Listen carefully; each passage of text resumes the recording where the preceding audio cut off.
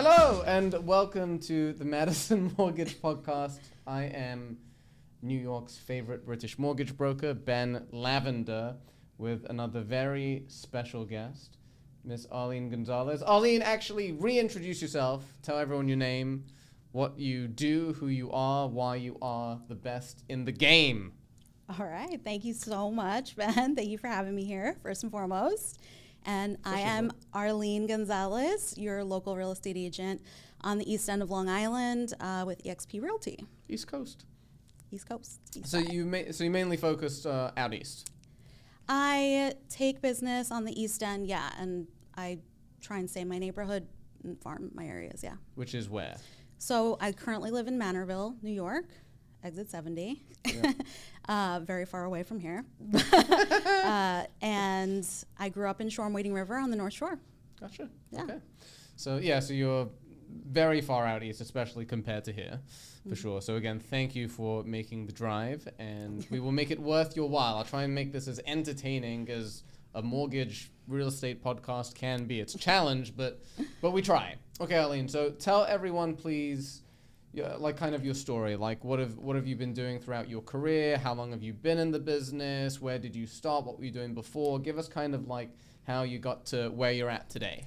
Oh, wow. That's okay. That's going to be a lot. So Yep. I guess I'll start with what I did before. Sure. So my previous career was in hospitality. I spent 15 years in that business. I studied culinary arts. I studied in Italy. I thought I was going to be a chef Very cool. because my dad was a chef, but I couldn't stand the heat, so I got out of the kitchen. That's great. And I very quickly got into management. Long story short, I did New York City during the pandemic. I was in my fourth year. Oh, that must have been working. tough during the pandemic. Yeah, I mean, I was top of my game, Michelin-starred restaurants, doing my thing, and March 20th, 2020, it was just over.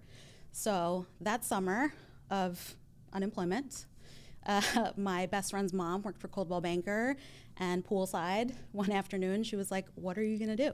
And I said, I don't know yet. Like, I spent 15 years dedicating all my time to that business. And she was like, I've been telling Emily that you should be in real estate. And she's like, what else are you doing? Go get your license. And so I did. So what did she see in you that made her even say that, or basically try and get you in?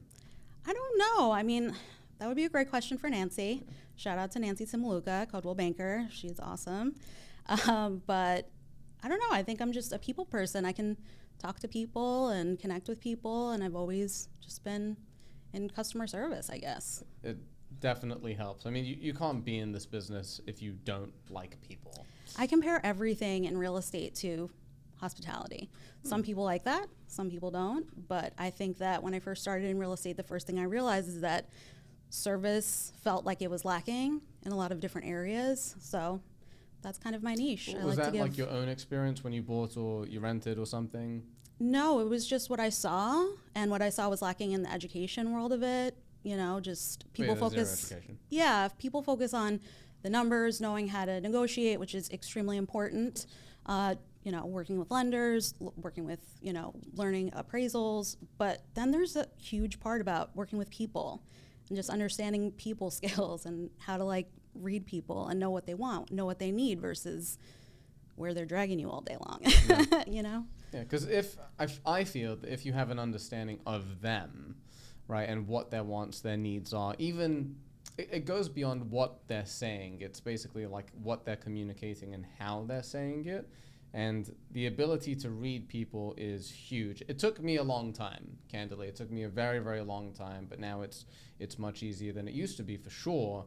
But it's absolutely key. And it's like to take people, like, we wish that it was black and white and you could take people literally. Yeah. But someone may say something, but they mean something else entirely. And it's not like they're lying. It's just they don't understand the lingo. They also don't understand the process. So just being able to read them actually just makes their life easier. Yeah, I don't believe the buyers are liars. I think Yeah. we're just not asking the right questions. Yeah. Yeah. And it's also a matter of prodding as well. So I'll talk to someone, Arlene, and they'll go on for 2 minutes, and they're not really making much sense because they're using all this different verbiage that's intermixed, and like before they even before they even like sign a contract, Right. they're asking, do I have my commitment? I'm like, you don't need your commitment yet because you haven't signed the contract. You mean a pre-approval? Yeah. It's like these small things, and it's not like they're stupid. Of course they're not stupid. They just don't understand the terminology in our business, which makes a ton of sense. Whatever they do for a living, we don't understand their terminology. So it's our job to kind of educate them and make them feel more comfortable. What I did want to ask you as well is your career in hospitality. Did you find that any skills, very specific skills, like translated to real estate? Yeah, I mean, I guess just speak on what we're talking about now in terms of the education part. I mean, I trained hundreds of employees at a time. I worked for LaGuardia at one point in time. I've worked for operations that are like multi-million-dollar restaurants, and you have to train them to sell. You must have unlimited patience.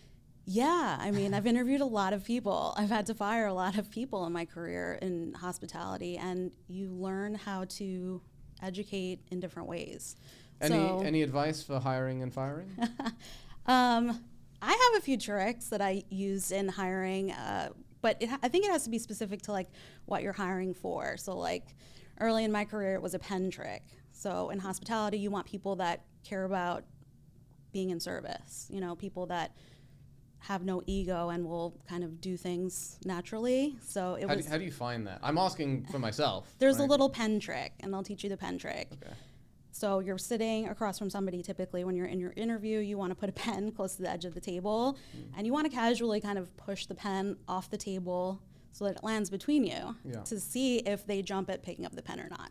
Interesting. Okay. It is an innate thing that not everybody will do. Maybe they're just nervous and they don't want to move, but like the person that jumps for it and is there, team player, there for the win, whatever. Yeah. Everybody's different. Okay. Note. I'm gonna use that. Awesome. But you were saying before, like the education part of it, like buyers don't really know out there how it works. Like they're totally clueless probably when they get laid up to you at the first point, right? So I feel like as an agent, having that buyer's consultation is so important, like really giving them value, giving them definitions, giving them, a rundown of what the process is going to look like is part of the job. And it's from their perspective, it's very intimidating, I feel, and they don't want to communicate that because they have a fear that they'll be taken advantage of, I think. Totally. Right. So it's our job to do it anyway. Don't wait for them to ask, because what will happen is they'll just find someone who does it anyway or just makes them feel comfortable. It's our job to educate them and to make them feel comfortable. Yeah. Is it easy? It could depend, right? Because everyone has different pain points throughout the process, right? So for instance, I'll have, a client that's a huge numbers guy, right? And just wants every single little detail broken down. And then I'll have someone who's not so crazy about the numbers, but just wants to know how everything will go from start to finish. Right. And that's another thing, because New York real estate is a different animal in that our deals can be complicated, right? Sure, we get deals that close in 2 to 3 weeks, but some take 2 to 3 months or much longer. Yeah. Right? Whereas like out of state, 3 to 4 week closing is pretty standard. Not having weird random title issues is pretty standard. What states are those? Yeah, everyone, basically. Really? Yeah, closing. With that said, I think 95% of my business is in New York, but we're licensed in, I don't know, right now, like 25, 30 states, something. I'm getting licensed in Florida. Good idea. Taking the test at the end of the year, so I'm so excited. Great idea. You got a lot of business going back and forth there. Florida's one of my biggest states, and it's so much easier to do business too. And what's also different is, like, even though you have to do everything quicker, people are more laid back and more trusting and easy. So I find, like, with the New York crowd, it takes a lot for them to trust you. Yeah, for sure. New Yorkers know what they want. Yeah, but at the same time, I feel that if you're direct and honest with them, they appreciate it, right? Whereas, a lot of people I find try and sell. Right, and the key is, and again, this is just my experience, my opinion, but the key is not to try and sell anything. You're just communicating how you can do what they need you to do, right? So a lot of salespeople, I say that because like loan officers will call a referral or a lead with a script and, you know, we can do this, we can do that, but they don't care because their problem has nothing to do with what you just said. Right. Right. So it's like, it's just communication skills, not sales. Yeah. It's important to be well-rounded in all of those things, but I guess to make it your own, you know, in terms of training and, you know, putting yourself out there too. So, Arlene, how long have you been in the business officially? 2 years. Okay, so they always say, what is it? If you make it past your first year, you're good, right? Most drop out in the first year. I think everybody says something different, So- but I'm going for 5 years. After 5 years, I'll say, this is it. Just like any business, you know? So what was your first year like? First year was great. Especially during COVID. Could have been Yeah, easy. I started with Corcoran. Actually, I'm with EXP now, but I started with Corcoran, and I did a few months there in West Hampton Beach, and they were lovely, like wonderful. I met a ton of awesome agents there, but it was just so quiet because COVID, you know, shut everything down. The offices weren't full. There weren't a lot of people, so I very quickly was attracted to Gogo Bethke on social media. Now she's like Michigan's #1 or like the country's #1 social media selling real estate agent. Really? Yeah, she. What's the name? Gogo Bethke, Team Okay. Gogo. Just Gotcha. Google Team Gogo. I'll follow her. Yeah, she is quite incredible, and I knew I wanted to be part of her organization. I found a local mentor in, I think she's in Eastport now, and with EXP, you get a mentor for your first 3 deals, and I didn't know that. yeah, you get a mentor that kind of guides you throughout the first 3 transactions. It was interesting because Kate at the time, my mentor and sponsor, was pregnant, and she had her baby like very early. And that weekend that she went into labor, we had done like all the open houses for her that weekend, and then she like disappeared and went to the hospital. So myself and my other business partners on the team had to like close out all those deals, and it was like kind of, You had to learn quickly. yeah, right I was into the kind fire. of thrown to the wolves for those first 3 transactions, and it felt like I Super really. stressful? No, it was honestly, it felt like the rush of being in a busy restaurant again. I know it's weird, but like I compare everything to just the feeling of being busy and knowing what the hell you're doing. Yeah, I get it. I waited tables like in my late teens. Not that it's the same thing, but it was the most stressful job I have had in my entire life. It's so incredibly tough. I mean, the place wasn't ran particularly well either, but then whatever. It's Yeah, you just- have it's to know how to like underestimated. work under high pressure for sure. And Yeah. I mean, I didn't feel the pressure as much because I mean, this Kate was amazing. Like she pretty much worked throughout her entire labor, like on the phone. Wow. It was really very impressive, but we got through all those deals. And then, yeah, I mean, your sponsor, that's what makes EXP very cool, is that your sponsor is kind of always there for you if you pick the right one. And Is your yeah. sponsor the one that mentors you on the first 3 deals? Right. Got it. And it's mandatory? Correct. If you're a new Yeah. agent and you've never done a deal before, EXP requires you to have a mentee, like a mentor-mentee situation, and they do take, you know, a little bit of commission for those first 3 deals. Gotcha. Yeah. But that's perfectly fair. I mean, I think Oh, to- totally. It's to better end- than 50% of your first 3. Yes, definitely. It's just, again, the business is so tough and complicated and can look different in so many ways. Like doing it without someone to guide you, I think is crazy. Yeah. You know, even as like a loan officer, I think I had a senior loan officer above me for, I don't know, 3-4 years. Yeah. You know, it takes time to really, really know what you're doing in this thing. When joining, I think any brokerage, it's really important to just know who is running the show, who's going to teach you, who you're going to learn from. And when I met Kate for the first time, I just like, we clicked. I like automatically knew she was, you know, my people. We were both kind of organized in the same kind of way, like cared about the same things as far as service, and yeah, just focused on education. Okay, so talk to me about social media. Okay. Your strategy, what's working for you, what's not working for you, what is it you're looking to do? Give us kind of everything.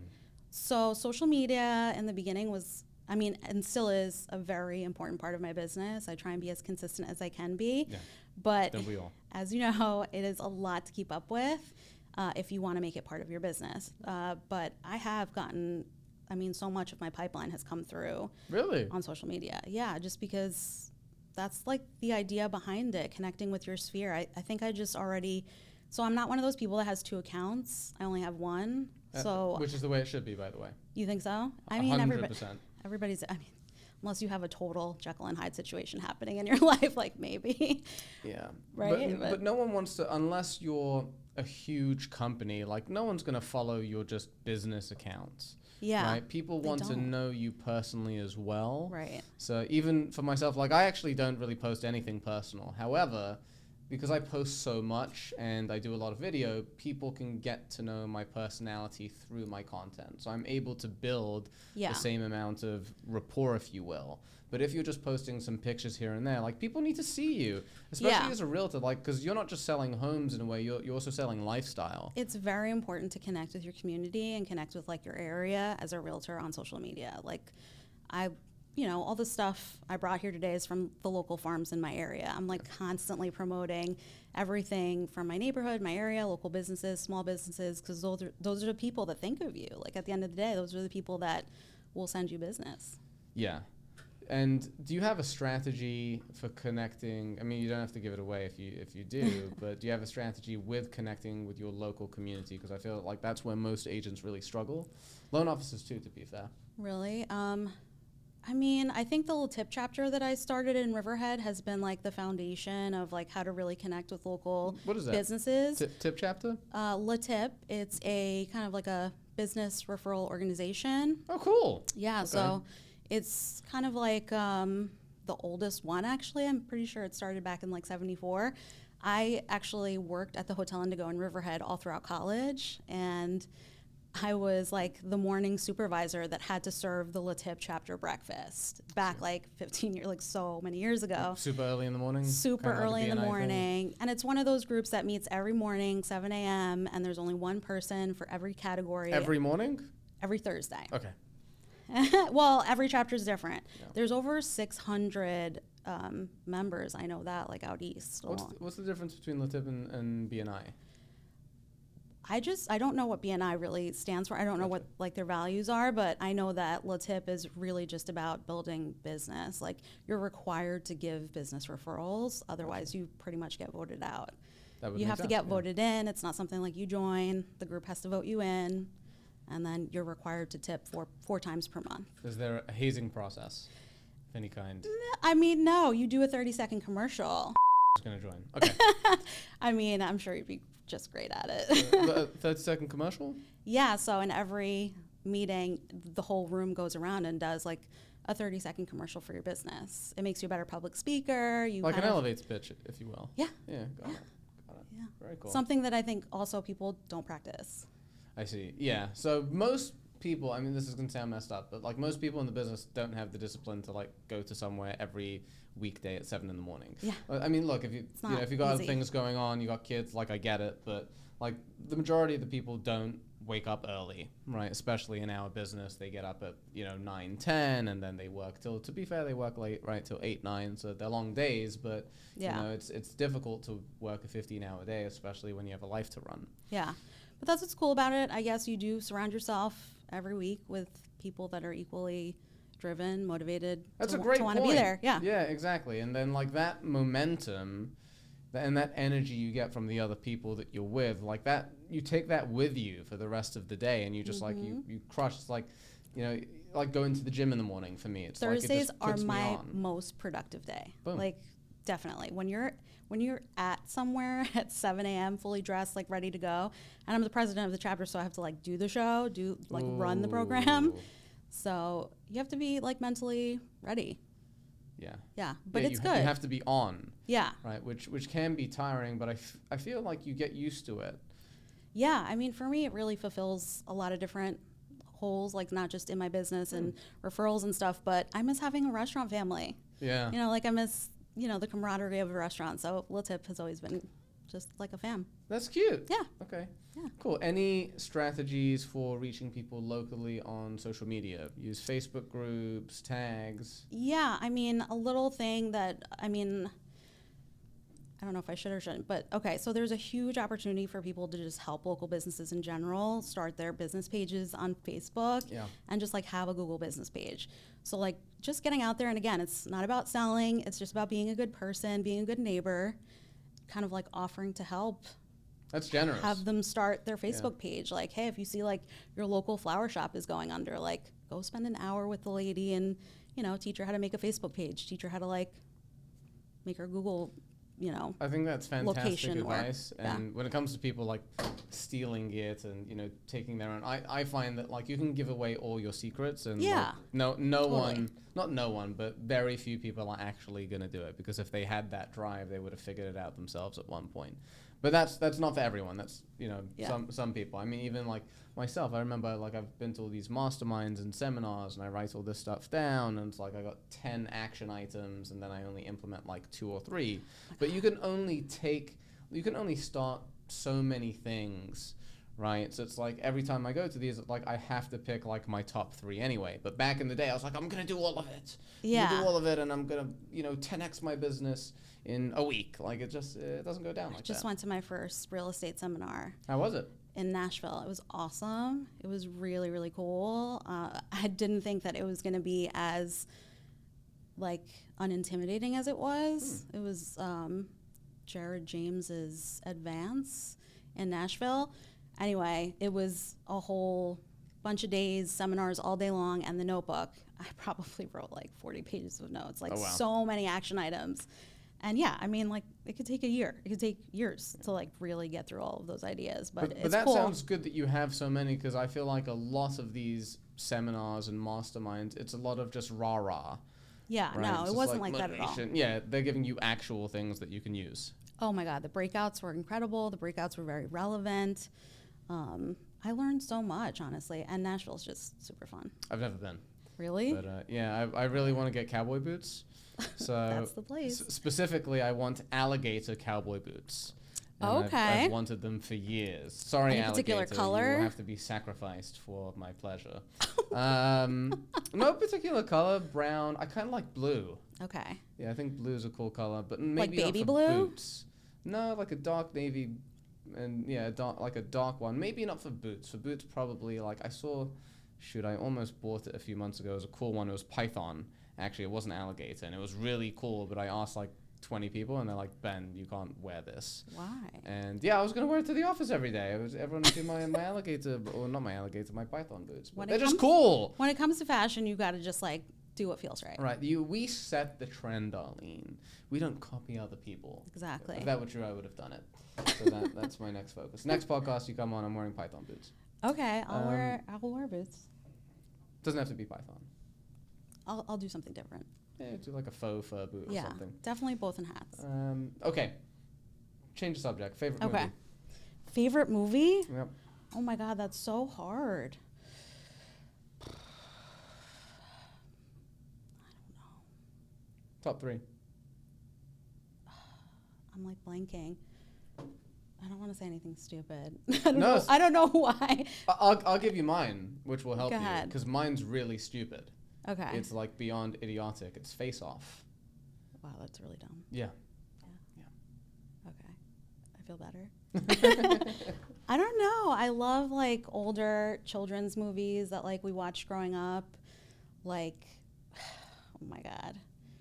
Like The Sandlot and Now and Then and like all those movies that like you will always watch when they're on TV.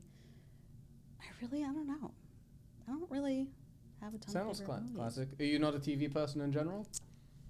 I guess not. Like I feel like I haven't watched that much lately. Same, Since like the for some pandemic, reason. I feel like when I was, you know, at home all day binge watching like Game of Thrones or whatever. Yeah, really when the haven't. entire country finished Netflix from front to back. I mean, I It was a watch different reality TV, honestly. I'm not ashamed Yeah? to say. Yeah, I will watch some Housewives. I will watch all of the real estate shows. Love the drama, I'm I sure. watched the Hamptons show. I watched the Buying. Did you watch Buying Beverly Hills? No. Yeah, you should watch that. It's pretty funny. I think the best one of those reality shows for real estate is actually the one that Kendra is in. You know, Kendra, she was one of Hugh Hefner's bunnies. Oh, cool. You remember her? No. Kendra, I think she married like a basketball player or something. Good for her. Anyway, she got into real estate and she joined a team for Douglas Elliman Awesome. in like Beverly Hills or LA or something. And She got some good oh connections. my she God, got it was some money. so funny. Yeah, you got to watch it. Definitely. Yeah. What's it called? I don't know, something Kendra, real estate Kendra.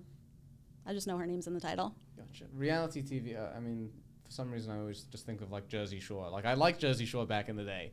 It was super entertaining. Do you it know was it's fun. still on? No way. No They way. still make TV. They all have kids. Mike Good- went good to for them. jail. He came back. What did he go to jail for? I want to say like fraud or something. Oof, that's rough. Yeah. Yeah. But Mike, the situation is like, very motivating. You'd like him. Good for them, man. I mean, they're obviously 20 years later, they're still crushing it. Can't hate. Yeah, no. They all live right in New Jersey. We'll take a class trip and go visit them. No. Okay, next change subject. Yeah, no, let's not go there. Favorite drink? Okay, so I'm sober through the end of the year, but I used to drink a lot of Negronis after work. Spagliato with Yes, Prosecco in it. exactly. Is that your favorite? No.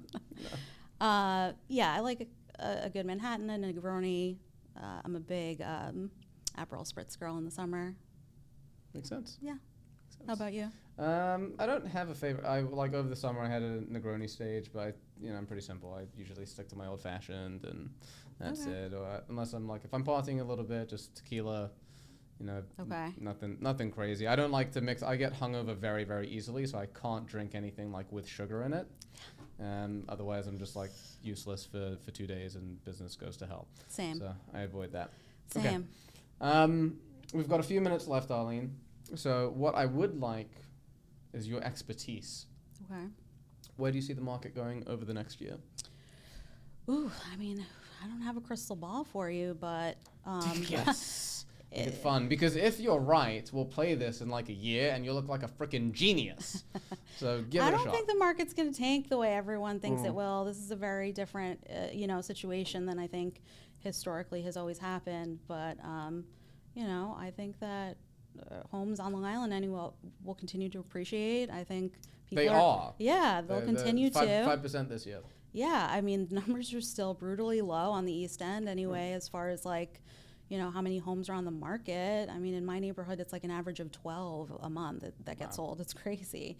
So, yeah, I just don't think it's as bad as everyone thinks it's going to be. And there's so much support now, especially in the state, and so many programs out there for people to buy with, all of their financial struggle. So that's something that, I think historically wasn't really there either.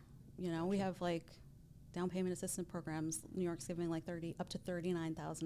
Like, Oh, wow. Yeah, like there's a lot of people in line for that kind of stuff for next year. So Yeah, and people aren't even aware of that stuff existing, right? So I am. it's all about spreading the word. Yeah. Okay. Advice for, this is a two-part question. Advice for sellers Okay. listing over the next 6 to 12 months Okay. and buyers looking to buy over the next 6 to 12 months. Okay. Advice for sellers is just make sure that your agent is knowledgeable in your market.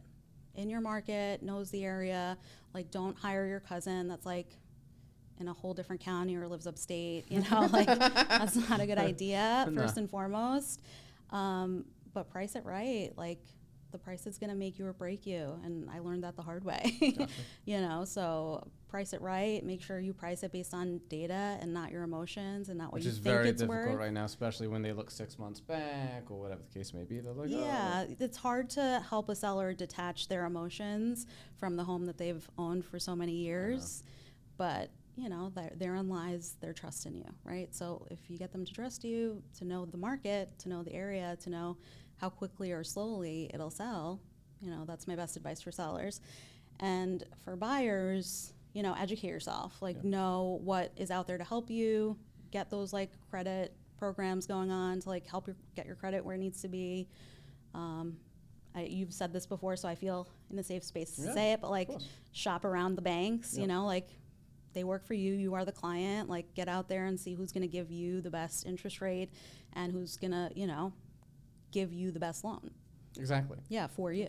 Yeah. And it's different for everyone, which I could go on a tangent, which I'm not going to do. Yeah. Okay, final thing, so we can wrap up. We are at about half an hour. Arlene, where can people find you if they want to reach out to you for assistance? So I guess my Instagram handle, Arlene_real estate matchmaker. And Arlene631 on Facebook. And I guess my phone number, I don't know, Arlene Gonzalez, 631-316-7114. Boom! Yeah. All right, Arlene, thank you very much. You were Thank you. fantabulous, as I like to say. Thanks. Peace out. See you next time.